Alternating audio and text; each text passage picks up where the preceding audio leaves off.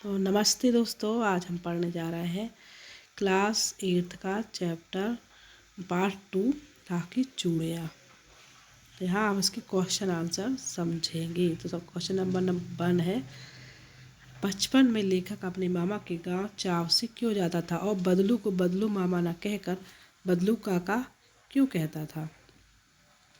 तो उत्तर है, बचपन में लेखक अपने मामा के गांव चाव से इसलिए जाता था क्योंकि लेखक के मामा के गांव में लाख की चूड़ियाँ बनाने वाला कारीगर बदलू रहता था,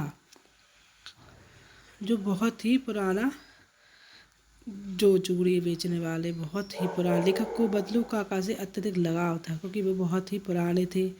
बचपन से उसको देखा था उसने, क्योंकि वह लेखक की लाख की ढेर सारी रंग बिरंगी गोलियाँ देता था और उसे वो बहुत अच्छी भी लगती थी। वैसे तो लेखक के मामा के गाँव होने के कारण उसे बदलू मामा कहना चाहिए था, पर लेखक उसे बदलू मामा ना कहकर बदलू काका कहता था क्योंकि गांव के सभी बच्चे उसे यही कहा करते थे।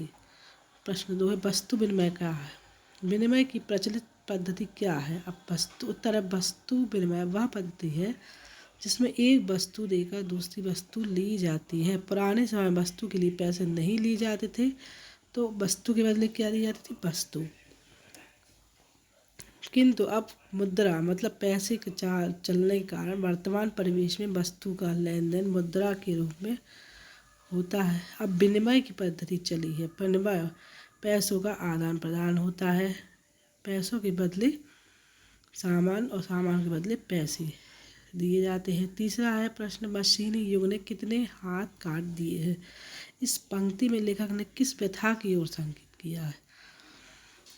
यानी अब मशीन का युग है तो बहुत से काम जो है अब मशीनों के द्वारा होते हैं।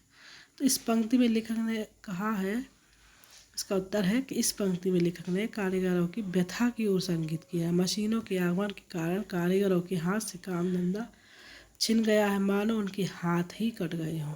उन कारीगरों का रोजगार इन पैतृक काम धंधों से चलता था, उसके अलावा उन्होंने कभी कुछ नहीं सीखा। वे पीढ़ी दर पीढ़ी अपनी इस कला को बढ़ाते चले आ रहे हैं और साथ में रोजी रोटी भी चला रहे, परंतु मशीनी युग ने उनकी रोजी रोटी पर वार किया है।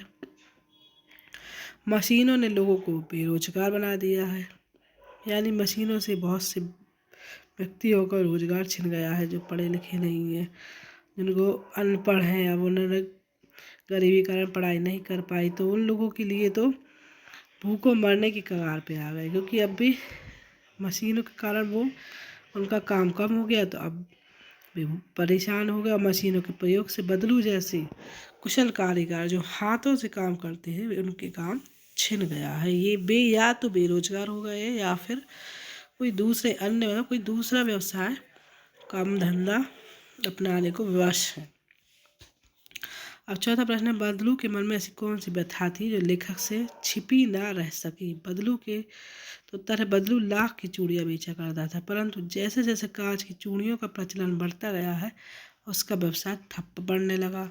अपने व्यवसाय की यह दुर्दशा बदलू को मन ही मन कचोटती मतलब अब मन में दुख होता है उसका, बहुत ही बार बार मन उसका बार बार दुखी होता था। बदलू के मन में इस बात की व्यथा थी कि मशीनी युग के प्रभाव स्वरूप उस जैसे अनेक कारीगर भी बेरोजगारी और उपेक्षा का शिकार होना पड़ा है। अब लोग कारीगरों की कद्र नहीं करते, दिखावटी चमक पर अधिक ध्यान देते हैं। यह व्यथा लेखक से छिपी ना रह सकी। पांचवा प्रश्न है, मशीनी युग से बदलू के जीवन में क्या बदलाव आया। तो इसका उत्तर देखें। इसका उत्तर है, मशीनी युग से बदलू के जीवन में यह बदलाव आया कि बदलू का व्यवसाय बंद हो गया, वह बेरोजगार हो गया। काम ना करने से उसका शरीर भी ढल गया, मतलब काम करते रहने शरीर में स्फूर्ति बनी रहती है, ऊर्जा बनी रहती है, लेकिन अपन काम ना करो जैसे, तो शरीर भी धीरे धीरे काम वैसे ही हो जाता है, बेबस लाचार। अपने उसके हाथों माथे पर तो नसें उभर आई और बीमार और चिंतित भी रहने लगा है कि अब पैसे कहाँ से कैसे आएंगे। कोई और काम उसने तो सीखा ही नहीं है। अब है छठवां प्रश्न, लाख की वस्तुओं का निर्माण भारत के किन किन राज्यों में होता है और लाख से चूड़ियों के अतिरिक्त क्या क्या चीज़ें बनती है, याद कीजिए। तो उत्तर है बस लाख की वस्तुओं का निर्माण भारत के राजस्थान, कर्नाटक, उत्तर प्रदेश आदि राज्यों में होता है। लाख से चूड़ियाँ, मूर्तियाँ, गोलियाँ तथा सजावट की वस्तुओं का निर्माण होता है। तो ये होगा इसके प्रश्न उत्तर। अब आते हैं भाषा की बात। तो सातवां कहलाया, बदलू को किसी बात से चिढ़ थी तो कांच की चूड़ियाँ। बदलू स्वयं कहता था कि जो सुंदरता कांच की चूड़ियों में होती है और लाख में कहाँ संभव। ये पंक्तियाँ बदलू की दो प्रकार की मनोदशा को सामने लाती हैं। दूसरी पंक्ति में उसके मन की पीड़ा है, उसमें व्यंग भी है।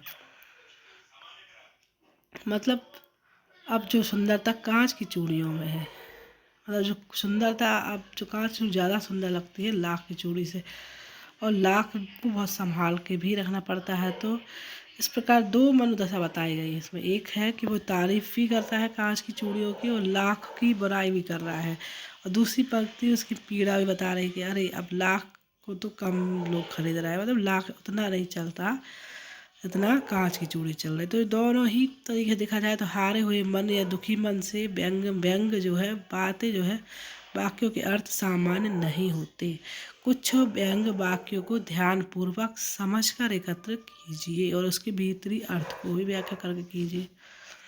तो व्यंग वाक्य अब पहले जैसी औलाद कहाँ, व्याख्या आजकल किसी बुजुर्ग के मुख से आमतौर पर यह सुनने को मिलता ही है। इसके हृदय में छिपा दुख और व्यंग देखने को भी मिलता है। उनका मानना है कि आजकल की संतान जो है वह बुजुर्गों को अधिक सम्मान नहीं देती है। अब आठवीं, बदलू कहानी की दृष्टि से पात्र और भाषा की बात की दृष्टि से संज्ञा है। तो एक नाम है तो ये संज्ञा भी है और पात्र भी वही है बदलू। तो किसी व्यक्ति, वस्तु, विचार अथवा भाव को संज्ञा कहते हैं। संज्ञा को 3 भागों में बांटा गया है। तो कहाँ ये आ गया बदलू। तो यहाँ पर इसका उत्तर है व्यंग वाक्य पहले जैसी औलाद कहाँ। तो इसका उत्तर ये था 8 है, बदलू कहानी की दृष्टि से पात्र और भाषा की व्यक्ति से संज्ञा है।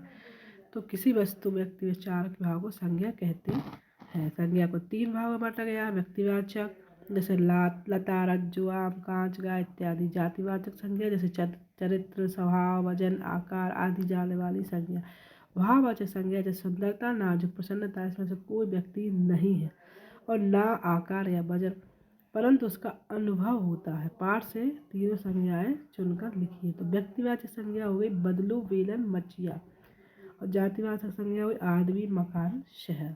और भाववाचक हो गया रूप, स्वभाव, रुचि और व्यथा। गाँव 9वां है, गाँव की बोली में कई शब्दों के उच्चारण बदल जाते हैं। कहानी में बदलू वक्त को बखत और उम्र को आयु, उमर कहता है। तो इस तरह के शब्दों को खोजिए। तो सबसे पहला इंसान मतलब मनुष्य, रज मतलब दुख, गम मतलब मायूसी, जिंदगी मतलब जीवन और औलाद मतलब संतान। इस तरीके से ये पाठ होता है खत्म। इसके क्वेश्चन आंसर हो चुकी है खत्म। अब नेक्स्ट वीडियो आगे देखिए। अब प्लीज़ मेरे चैनल को सब्सक्राइब कीजिए।